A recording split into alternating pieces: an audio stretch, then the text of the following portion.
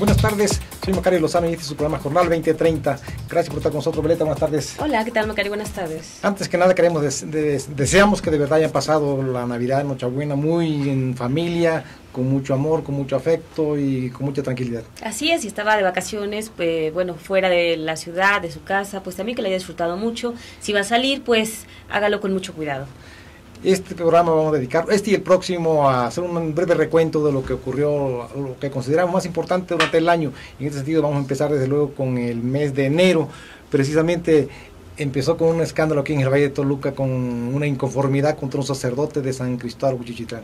Así es, un conflicto inusitado, porque en realidad casi siempre los sacerdotes son personas muy queridas, en las poblaciones es difícil que haya problemas, pero tradicionalmente cuando existen, normalmente estos problemas se radicalizan, ¿no? Incluso se puede llegar a conflictos más fuertes, de tal manera que esto duró varios meses, la gente llegó incluso a cerrar el templo. Sí, la cuestión es muy religiosa, la gente muy religiosa, generalmente cuando se inconforma con un sacerdote, es porque de verdad ya le colmaron la paciencia en realidad, porque sí siempre es muy tolerante con los religiosos, y en este caso pues había muchas acusaciones de un comportamiento no muy apegado a las normas de la propia iglesia, ¿no?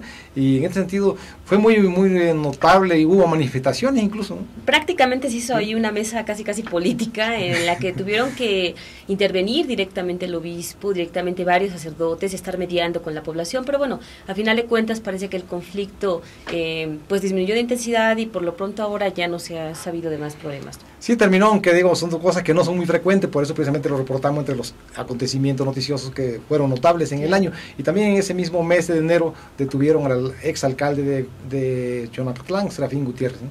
La verdad es que cada que se detiene a algún ex servidor público importante, ex representante popular, pues sí se arma un gran escándalo, ¿no? Se generan de inmediato ahí especulaciones de qué sucede, de que si fue político o no fue político, finalmente quedó libre. La verdad es que aquí rara vez, como nosotros hemos mencionado, se hace una fiscalización adecuada para determinar si hubo desvío de recursos, para determinar si hubo anomalías, de tal forma que cuando hay detenciones muchas veces lo primero que se acusa es que es algo político. Y puede ser que muchas veces coincida la intención política de dañar algún partido, de desprestigiar a algunos personajes, también con la existencia real de un hecho delictuoso verificable y comprobable, ¿no? Lo importante es que siempre se castigue cuando hay hecho delictuoso, independientemente de que si hay otras segundas intenciones, pero el chiste es que no hay impunidad, porque también eso es lo grave y siempre ocurre, ¿no? En este caso era un exalcalde que era opositor de oposición, y por eso precisamente fue visible su caso, porque no se ha procedido en todos los casos donde, por ejemplo, había del PRI o del PAN mismo. Así es, y el año también empezó escandaloso porque, bueno, aquí en el Valle de Toluca se lanzaron algunos objetos, artefactos explosivos a instituciones bancarias, algo que normalmente pues no sucede porque de alguna manera todavía es un tanto tranquila esta zona, y bueno, sin embargo, pues esto sí generó alarma, ¿no? Sobre todo porque se le confirió de entrada una motivación política, no era el clásico acto vandálico sin más,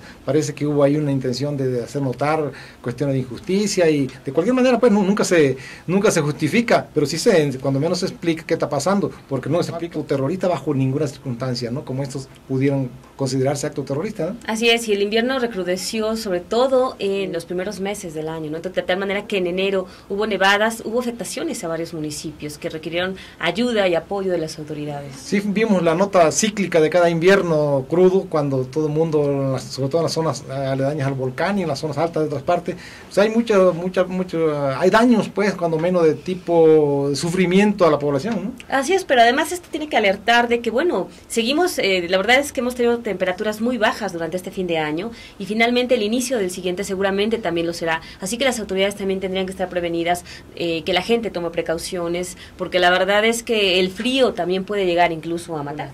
Sí, en otro plano, pero también que nos llegó a todos nos conmovió, nos consternó, y que hubo también solidaridad mundial, fue el caso del terremoto de Haití, ¿no? Así es, fue un caso, bueno, internacional, pero además terrible. Murieron demasiadas personas. Después de esto, como los cuerpos estaban tirados por las calles, se generó un problema de salud pública, y de tal manera que, bueno, Haití no ha terminado de reponerse. Haití es un país muy pobre, finalmente, ¿no? Y además, pues, le cayó un terremoto, y después, pues, también tuvo problemas de salud más en el transcurso del año, ¿no? Sí, un país además muy precario en todas sus condiciones de vida, y desde siempre, a pesar de que es uno de los países países pues ya que tenían actividad económica de mucho antes que otros países, ¿no? Así es. Y bueno, algo también interesante aquí en el Valle de Toluca fue que, bueno, en el Estado de México se eligió a nuevo presidente del Tribunal Superior de Justicia, Baruch Delgado, que contra los pronósticos, porque se vaticinaba que iba a haber por ahí la intervención del gobierno del Estado, que se dejó ver desde finales de año, cuando se llevó a cabo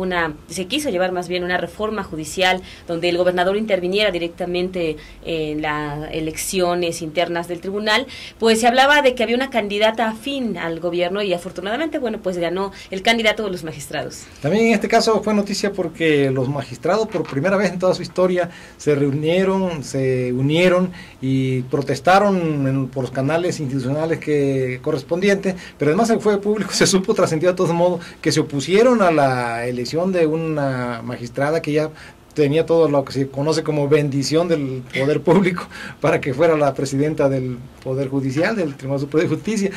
No consintieron, pues, fue una cuestión que no consintieron y al final de cuentas llegó Baruch, ¿no? Eso ayudó también a que finalmente la reforma que se había concretado, pues diera en marcha atrás, el famoso reversazo, la contrarreforma que se hizo, que aunque ahora los magistrados que finalmente después se eligieron tenían la intervención, bueno, fueron de fuera, no eran los jueces que normalmente por el Servicio Civil de Carrera ascienden, pues tenían por ahí el dedazo, ¿no? Se hablaba del Ejecutivo, pero bueno, por lo pronto sí se retiró que el gobernador tuviera que enviar una terna para elegir magistrados, lo cual parecía pues ya una ruptura a la autonomía del Poder Judicial. Pero insisto, es una cuestión que en el Poder Judicial no se da, el Poder Judicial es muy tranquilo, muy todo, y ellos además siempre procesan sus cambios de presidente con mucha unidad, con mucha cohesión, pero siempre también hay la idea de que todos los presidentes los imponen desde el Poder Ejecutivo y esto se fortalece mucho porque generalmente quedan los que son más amigos de los poderosos del Poder Ejecutivo, entonces pues como una coincidencia de tantos años sí